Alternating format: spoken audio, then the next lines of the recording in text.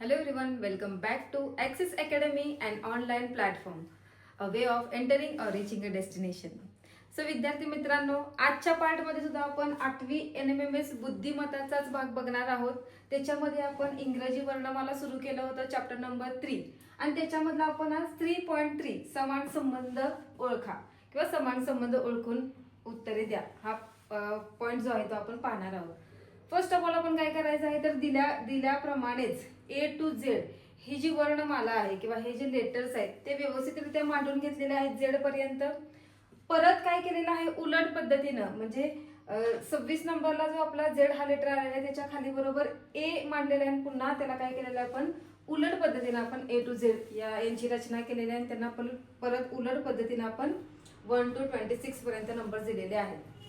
आता अशा पद्धतीनं जेव्हा लेटर्स मांडून झालेले असतात त्यावेळेस काय होतं तर आपल्याला जे प्रश्न आहेत ते सोडवण्यास मदत होते किंवा आपला जो वेळ आहे परीक्षेचा तो वाचतो आणि लगेचच आपल्याला अल्फाबेट्सवर असणारे प्रश्न लगेच सुटतात. बघा आता काही प्रश्न मी मांडलेले आहेत फळ्यावरती समान संबंध ओळखून त्याच्यामध्ये उत्तर द्या हा प्रश्न मांडलेला आहे. आता ते सोडवण्याची पद्धत कोणती आहे किंवा सोडवायचे कसे हे आपण बघूया. क्वेश्चन नंबर पहिला काय बघा, पुढील उदाहरणातील समान संबंध ओळखून योग्य पर्याय निवडा. आणि खाली मी 4 प्रश्न दिलेले आहेत आणि त्याचे काही रिलेटेड त्यांचे जे पर्याय आहेत ते दिलेले आहेत. तर पहिला जो क्वेश्चन आहे तो कसा सोडवायचा तो आपण बघूया. बघा प्रश्नामध्ये काय आपल्याला दिलेला आहे A, C आणि E आणि त्याचा समान संबंध कोणाशी दर्शवलेला आहे तर F, H, J. त्यानंतर आहे 4 डॉट. जेव्हा आपण पहिल्यांदा सुद्धा बघितलं होतं की मी तुम्हाला सांगितलं होतं की जेव्हा समान संबंध ओळखा हा जेव्हा प्रश्न येतो तेव्हाच आपल्याला 2 डॉट आणि 4 डॉट वर प्रश्न विचारलेले असतात. ला आणि म्हणून बघा ACE ला FHJ ही जोडी दिलेली आहे. तर इथे क्वेश्चन मार्क आहे बघा. तर क्वेश्चन मार्क RTV ह्या जोडीला ही आपण जोडी काढायची आहे. प्रश्नामध्ये आपल्याला इथे क्वेश्चन मार्क दिलेला आहे. तर बघा कशा पद्धतीने सोडवायचं हे ACE.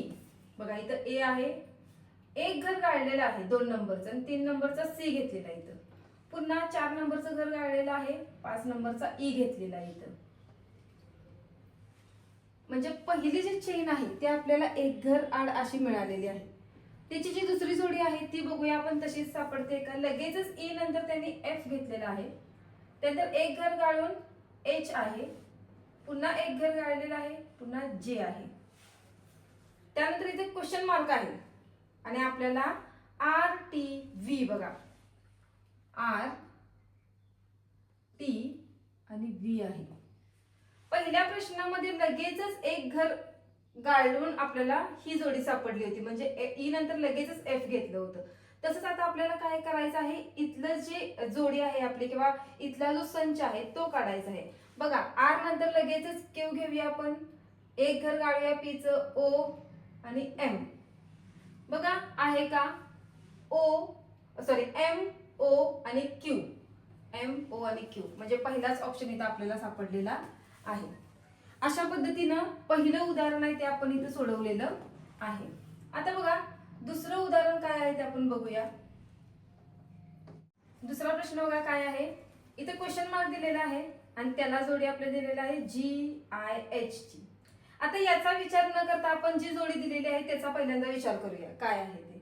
बघा QSR म्हणजे इथं आपला ह्या पद्धतीचा काय झालेला आहे आकृतिबंध तयार झालेला आहे. QSR ला LNM जोडलेला आहे. तुम्ही LN आणि M आहे म्हणजे सेम पद्धतीचा इथं सुद्धा काय झालेला आहे आपल्याला अशा पद्धतीचा आकृतिबंध तयार झालेला आहे. आता आपण काय करूया तर आता उत्तर काढूया आपण याचं. आता बघा पुन्हा दिलेलं आहे त्यांनी GIH. कुठं आहे GI आणि H आणि आपल्याला काय करायचं आहे त्याचा क्वेश्चन मार्क काढायचा आहे.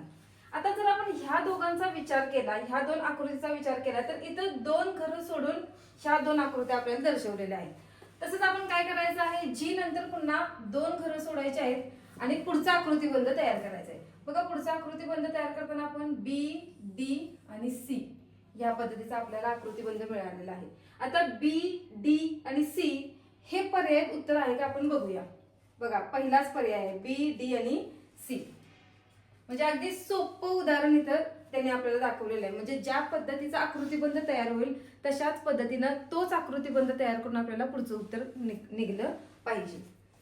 आता थर्ड क्वेश्चन काय आहे बघूया आपण. ए ला जोडी दिलेली आहे जे एफ. तर क्वेश्चन मार्कला ओ आणि के ची जोडी दाखवलेली आहे. आता ए आणि ई बघा कुठं आहे. ए आणि ई बघा इथं ए आहे आणि त्यानंतर 1 2 3 चौथ्या घराला ई आहे.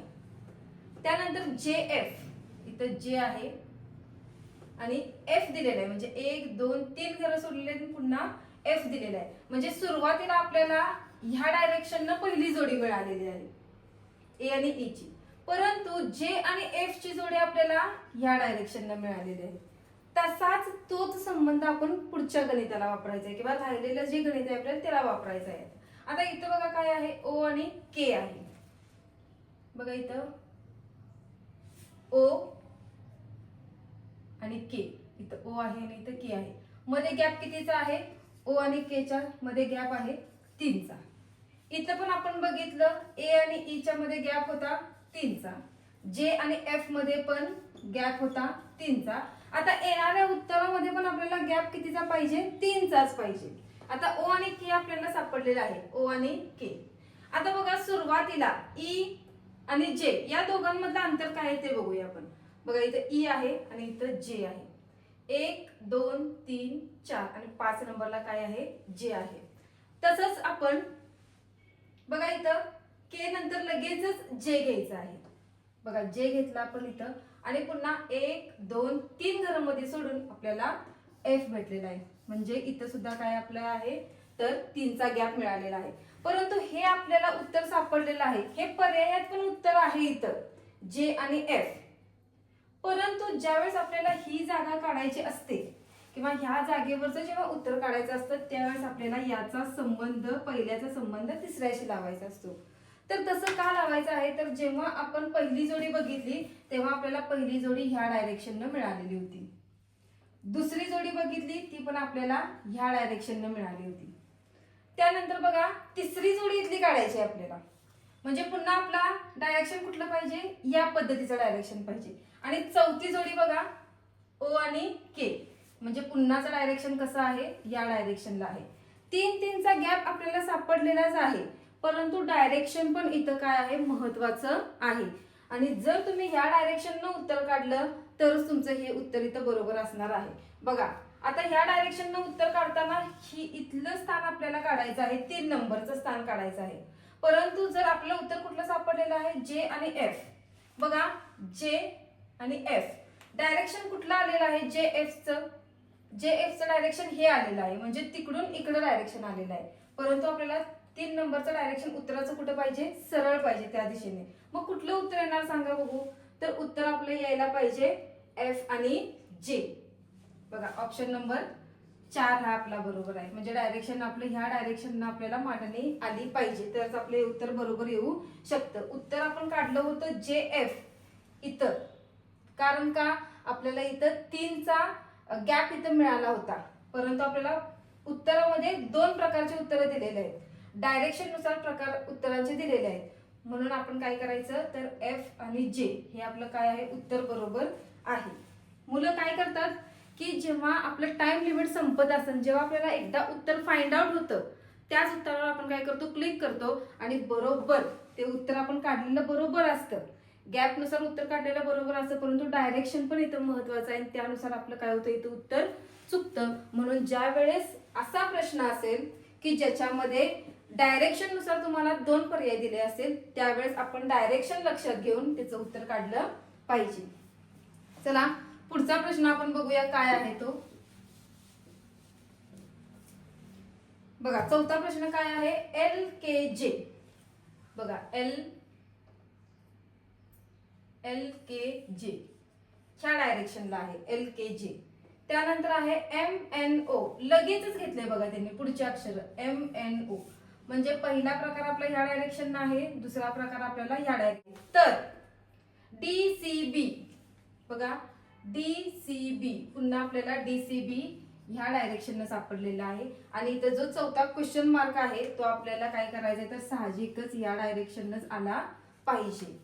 बघा DCB नंतर लगेचच आपण काय करायचं आहे, सेम हिथला जो प्रकार केलेला आहे तसाच इकडे प्रकार करायचा आहे. लगेचच एकही घर न गाळता आपण EF आणि G ह्या डायरेक्शनला गेलेलं आहे आपण EF आणि G.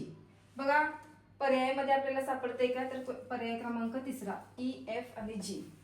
म्हणजे इथं पण काय आहे तर डायरेक्शननं तुम्हाला हे गणित सोडवलेलं आहे किंवा ह्या गणितात त्या पद्धतीचं आपण तर्क लावून हे गणित सोडवू शकतो. बघा अशा पद्धतीची मी काही थोडीशी सोपी आणि थोडीशी काही अवघड गणित मी या सेशनमध्ये तुम्हाला सोडवून दाखवलेली आहेत. आजचा सेशन आपला होता समान संबंध ओळखणे. आणि हा जर सेशन तुम्हाला आवडला असेल तर लाईक करा. थँक्यू.